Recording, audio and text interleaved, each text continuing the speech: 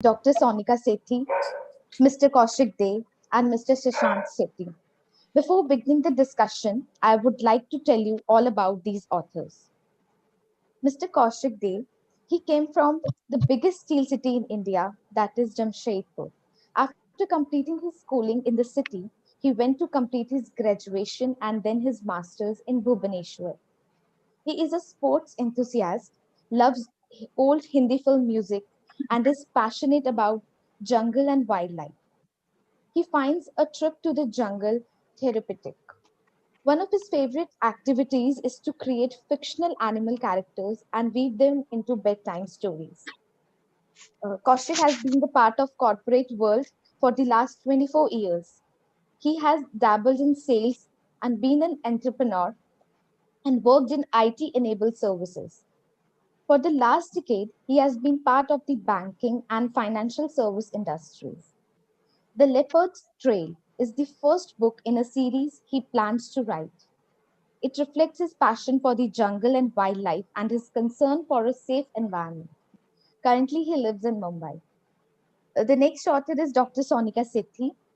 She's author of four books, Easter Lilies and Other Stories. It is the latest collection of short stories of Gulmohars and Canaves and Other Stories. It is a collection of 20 short stories. Rohitan's Mystery Fiction, a postmodern approach. It is an academic book for research scholars. And cinematic adaptation of literary texts, The Author versus the Director. It is a collection of critical essays. Her articles and guest columns are published regularly in newspapers like the Tribune, Hindustan Times, and Daily Post. She is the executive editor of e-magazine Reverse Beat and author of the weekly column Spellbound by Sonika on reverse.com.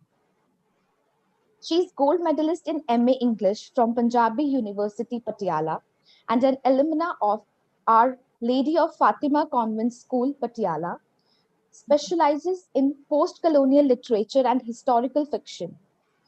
She attended more than 50 national and international seminars and conferences on literature, language, Nat, and women's issue. She is on the editorial board of 8 literary and other journals. Dr. Sonika possesses a versatile persona and has varied interests.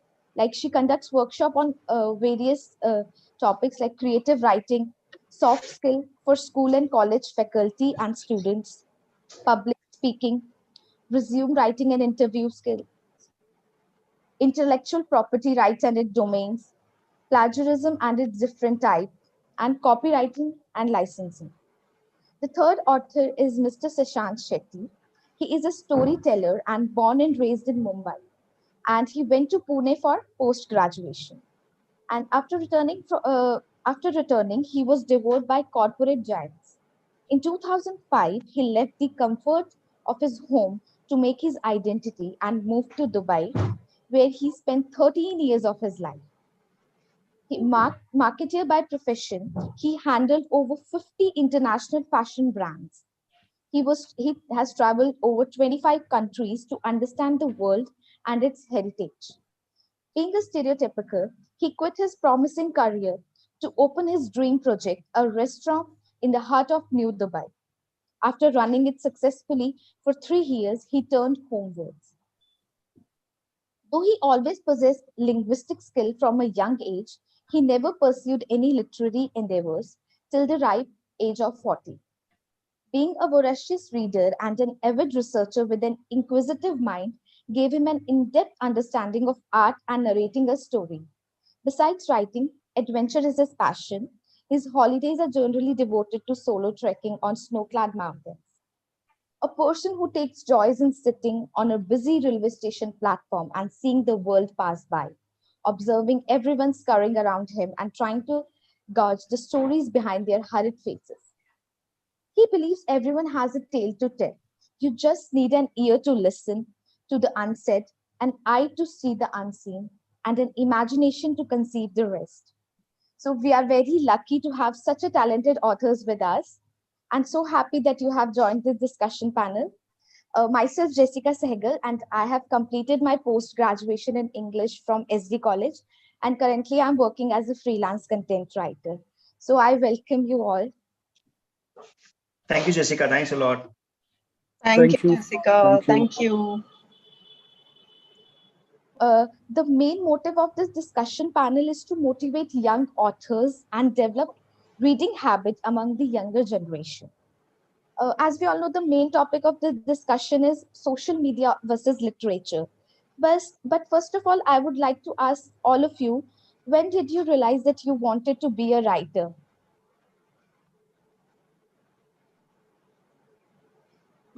Kaushik, do you want to take this?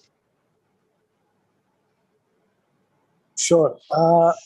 Thank you. Firstly, thank you for having me here. I hope I'm audible. It's in fact, when you were reading the bios, I kind of quite humbled that I am part of this group of three. Much. I'm sure I'm going to learn something once this discussion kind of finishes at the end of it. So, in terms of writing, I think writing is something that probably came to me quite early in life. And I think it started way back in the 4th standard when I was introduced to books beyond my age at that point in time, by my elder brother who was a voracious reader at that point. And I remember reading those books even in the class, putting it inside my notebooks and kind of reading through before getting caught by the teacher. And then going back home and trying to imagine my own stories and how that will be. So, Louis L'Amour at that time, I don't know if you've heard of him, was a Western writer. And, I was quite enamored by how he used to write those, novels and stories, and used to go back and create my own characters.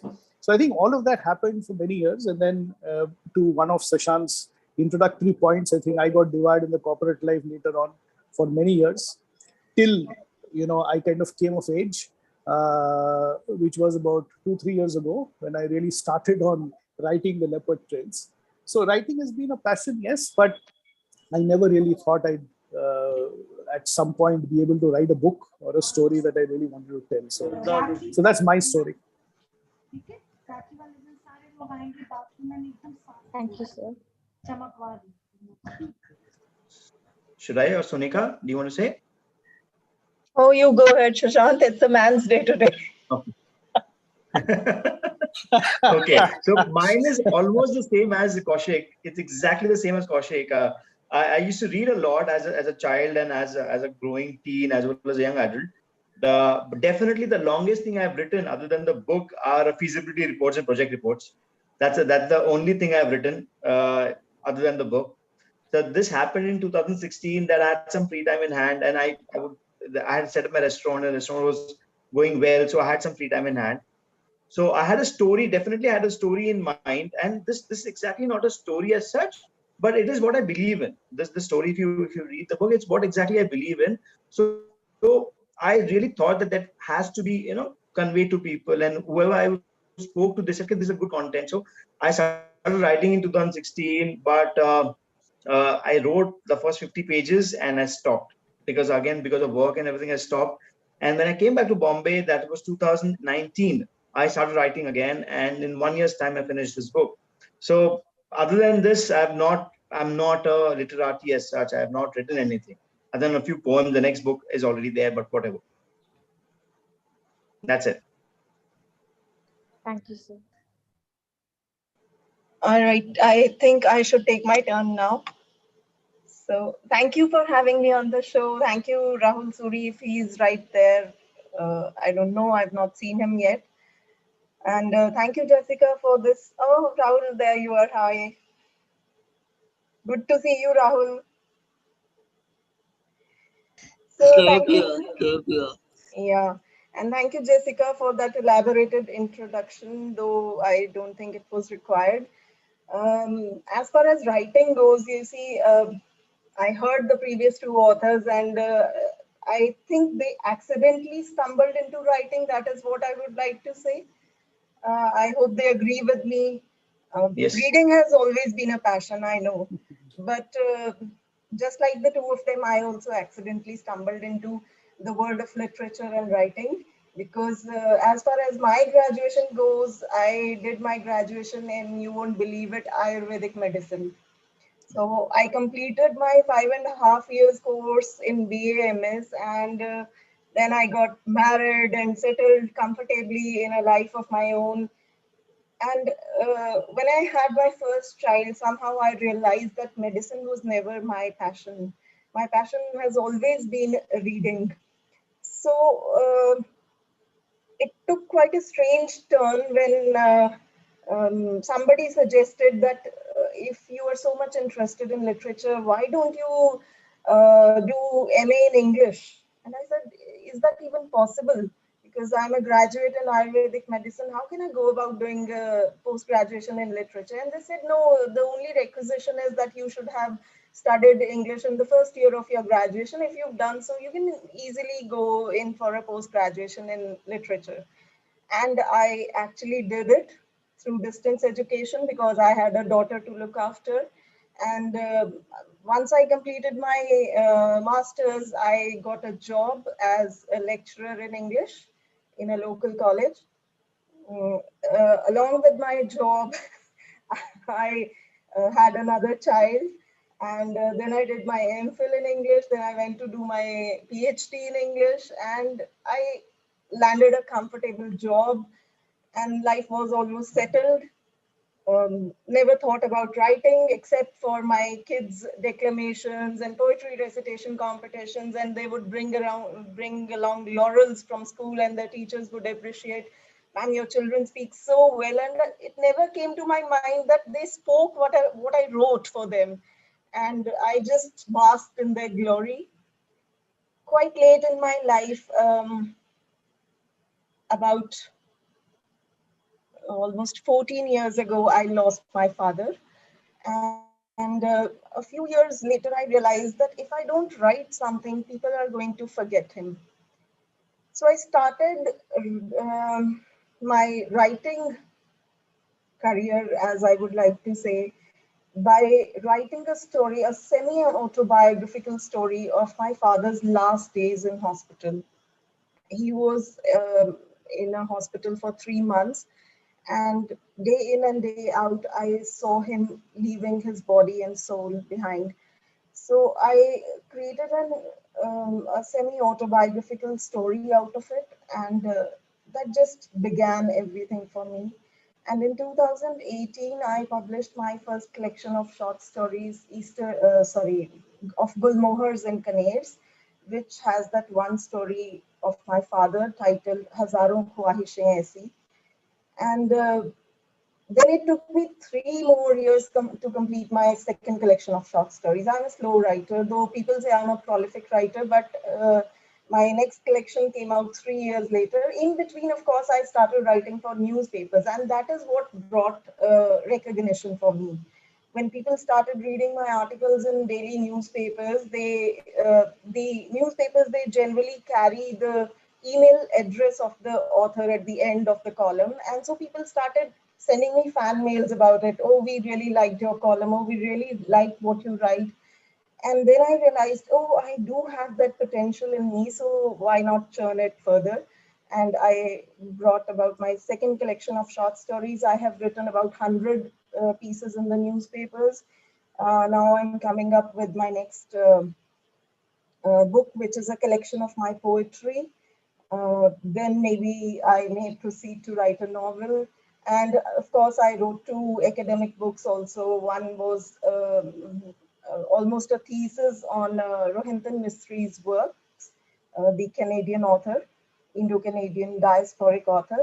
I read all of his works and did a critical analysis of his works. And there is this collection of essays, cinematic adaptations of literary texts, the literary texts which have been converted into movies and films.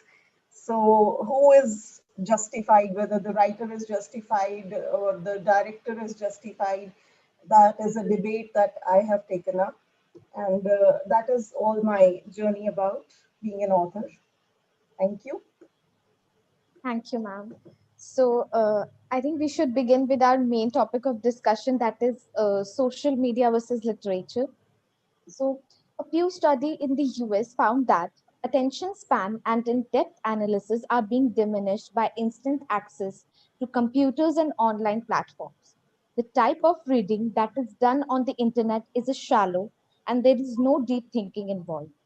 So, what are your views about this? Is social media really destroying our society's attention span for literature, or how has social media affected the literature present time?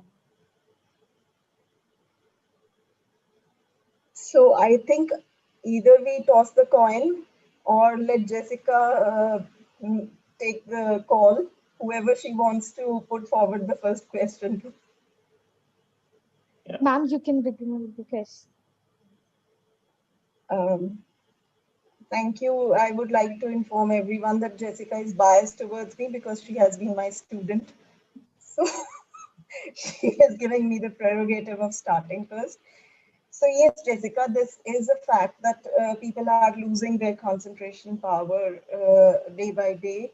Uh, we used to, I think, sit around for about 2 or 3 hours at a stretch to read books, right? If both my co-authors, both my co-participants would endorse my views, we even used to take our books to the washrooms. And during lunch breaks also, we used to devour books like anything. Of course, the attention span has been decreasing day by day, but I would not like to pinpoint that social media is the only factor for this decrease of attention span. Social media is, of course, one factor, but not the entirety of the factors. There are many other factors, and we, I think, need to delve into those factors instead of blatantly accusing the social media, because social media has, of course, has its own um, better side also.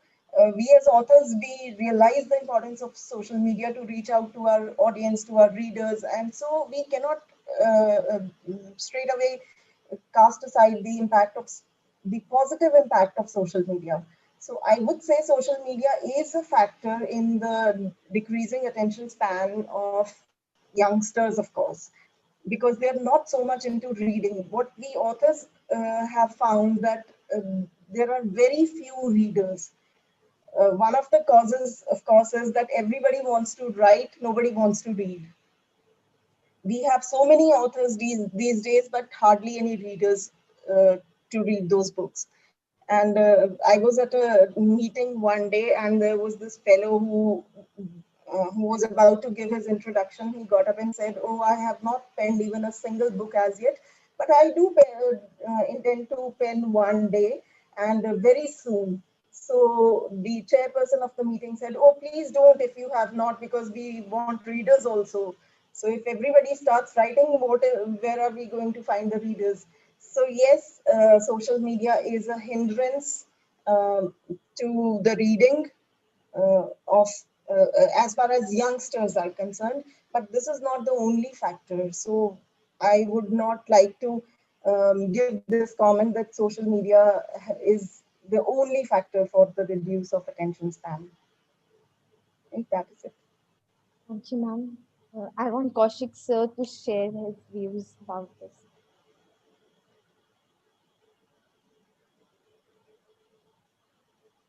So I think let's go in reverse order. I went first last time. I forgot about chivalry, and I think we moved Sonika to the end. But it is good you saved us this time by starting with her. So let me hear Sashan first, and I'll probably go last if that works. Yeah. Sure. Definitely, Kaushik. I'll take the cue. So for me, I feel it is more of evolution than anything else. Because if you see the whole process of how much time we had as kids, and even our parents, how much time they had to read, nowadays people do not have.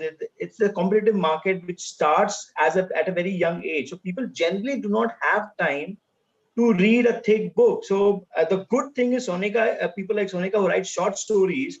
So people have that much time that they finish one story and move to the next one. But social media definitely is an important factor which takes them away from that the free time, whatever they have, maybe an hour, 2 hours in a day. and they would rather spend it on social media, on reels, on TikTok, than sit down with a book. So I completely understand that, but that is not the, as Sonika rightly mentioned, that is not the only reason. They have, I think the whole attitude of life has changed, right? Even we as kids, like 20, 30 years back, when we had some free time in hand, we had time to sit down. I remember reading Hardy Boys and Nancy Drews as kids. But nowadays, people, maybe whatever kids I know, maybe one or two read books. Otherwise, they all, whatever free time they have, this one a laptop or a phone, or just watching something on YouTube. So I feel it's a generation change than just social media. Right. So, no, good. I think some of the views that have been expressed I allude to, but I'll probably take a slightly different take on this. So I have a daughter. She's 10 years now. Yeah, pretty much the age when I think I started reading. And I find it surprising. I found it surprising. I won't say I find it surprising anymore. But she's a voracious reader.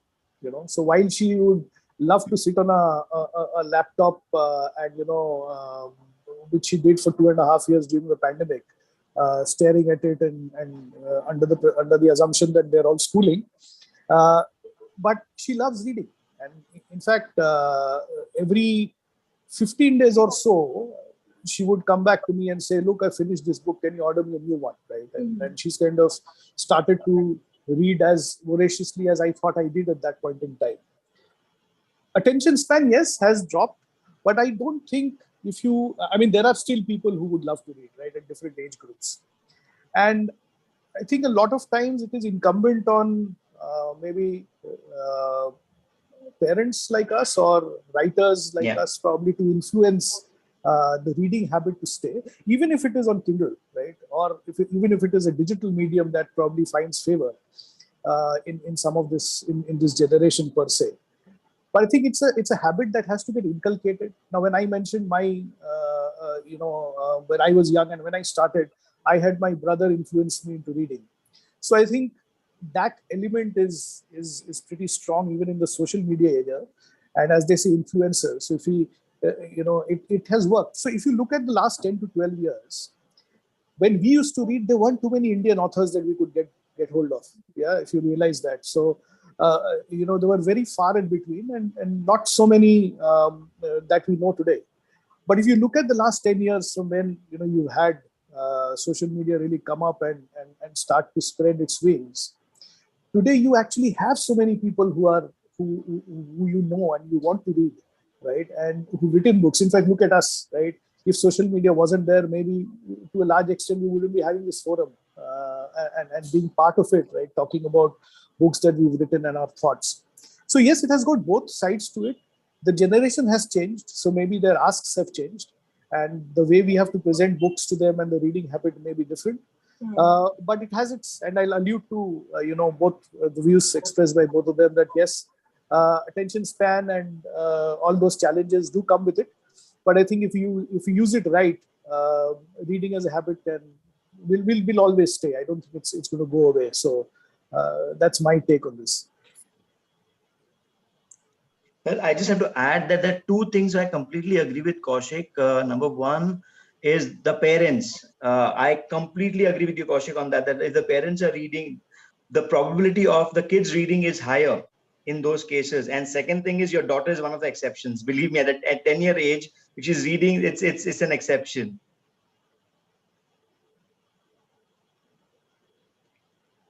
I would also like to add this. I have two college-going daughters, right? So my younger daughter, she cracked the law entrance exam this year, and she had a rank of 5 in All India Law Entrance exam. And the only thing that I can point out for her success has been that she has been a voracious reader.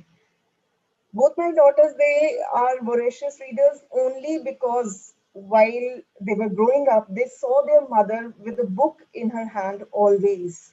So as they say that children become readers in the lap of their mothers, probably I think this is what is lacking, because the parents, whenever they get free time, they also pick up their mobile. They also scroll through their Facebook and WhatsApp data instead of picking up a book and sitting along with the children, handing them a book and telling them, okay, I'm also going to read for another half an hour. You also sit and read.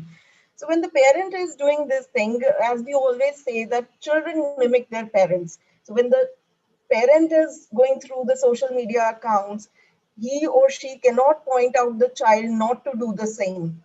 Right? It's just like the monkeys and the cap seller. When the cap seller will throw his cap, only then the monkeys will throw their caps. So children are basically the biggest mimics in the world, and they follow the examples of their parents. We used to sit for hours and hours together on the same bed and read continuously for 2-3 hours, and that is how my daughters developed a reading habit. And my daughter could finish her exam before time only because of the fact that she had a reading habit and she could read lengthy passages in a very short span of time.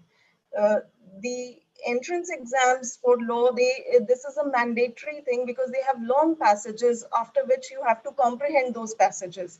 And she could do it because she was a quick reader and she could grasp things, comprehend things easily. So I always tell parents, they come to me and they say, oh, our children don't read, ma'am, tell us कोई जड़ी बूटी बता दो जिससे वो पढ़ने लग जाए. And I always tell, एक ही जड़ी बूटी है मैम, आप भी किताब उठाकर बैठो और वो भी किताब उठाकर बैठेंगे. So we do spend time on social media also, but there is a restriction in our house that we have to read for at least 2-3 hours a day, and that is still a habit with both my kids. So yes, parents play I think a over very here, big role. there's one more thing which is different from our time is the commitment. So nowadays, compare your reel and TikTok, which is a commitment of 1 minute, and you can switch it off anytime you want. A maximum 1 minute per reel. That's what the length of the reel and TikTok is, as compared to a book which will take, as Kaushik mentioned, 15 days to read, 15 days to finish. So what is a better option? I would rather watch reel for 1 hour, which I can switch off any moment, which generally people don't. They go on for 2 hours and 3 hours. But that is the commitment. People are scared of commitment nowadays, and this is one more aspect why we are shifting towards smaller things, very short concept, and that's it. I would not want to read a book which is 250 pages, 300 pages. I can see new story ideas developing from this discussion. I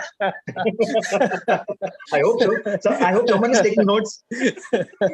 So let's not digress from the topic and let's allow Jessica to take over for now. After hearing your stories, I also remember that my father used to give me when we travel in the train.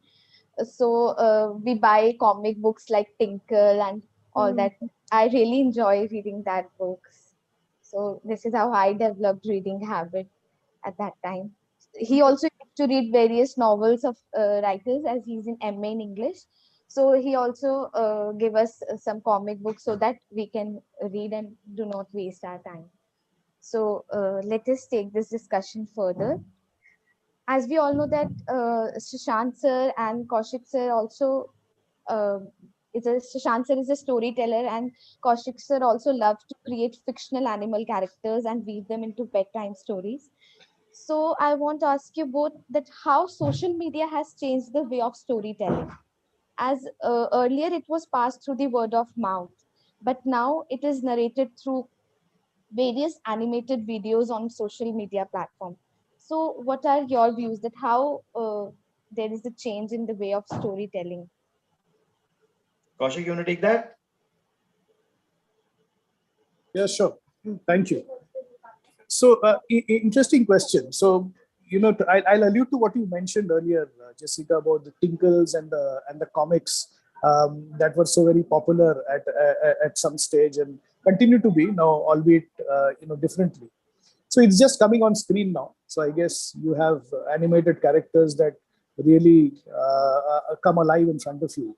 So I kind of quite like that space. I personally love animated stories coming to watch animated stories and animated movies, etc., because they are absolutely fictional characters. Very, human acting into that becomes quite difficult for those movies or adaptations to happen. Having said that, so I think that the impact of these avenues is that stories need to be limited in terms of time nowadays. So people are very happy to look at a video which can have a start and an end, right? And that happens within say 5-10 minutes or so, and that's it, right? And you've kind of told the story. So if you look at kids, and you have a lot of these storytelling videos that come up, right? Morals and generic stories, etc., which come through on various social media platforms, and you will realize that not more than 3-4 minutes of that really exists, and it leaves an impact and it goes away. So I think the advantage of the change of mode is that it probably leaves a lot more impact sometimes when you see it and you visualize this, and therefore you are far more into it. From a reading habit point of view, you usually have to visualize it, right? So you have to read it and then imagine. Here, the imagination comes in front of you. So I think that change is good, and I kind of find it, if it is explored well, then it can really have a long-standing impact on whoever is watching those stories. Okay. So for me, it was, I see, I am not a professional writer as Kaushik and Sonika. This is the first book I've written, right? So I had, for the fear of being repetitive, it's the same thing that I had to constrain the story in these many pages. And I had to bring it, I had to literally shrink it down. So otherwise my book would have gone to more than 400, 500 pages, but I had to literally shrink it down to come down to 250 pages, because that is the generic acceptance of the market, that thicker the book, people won't pick it up in that ways. So for me, it was, I don't have a very varied style of writing. I wrote whatever I felt like. It was more of, for me, it is, if it is not very heavy reading, it is more very light for everyone, but it is more of emotions. That's what I wanted to write, and that's what I've written. I would not know how the market writes and how other authors write as such. So I would not have any say in that.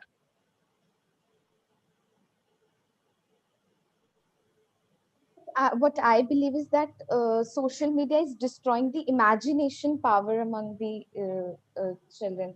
So, what are your views about that? See, okay. So one thing is, what I'm talking about.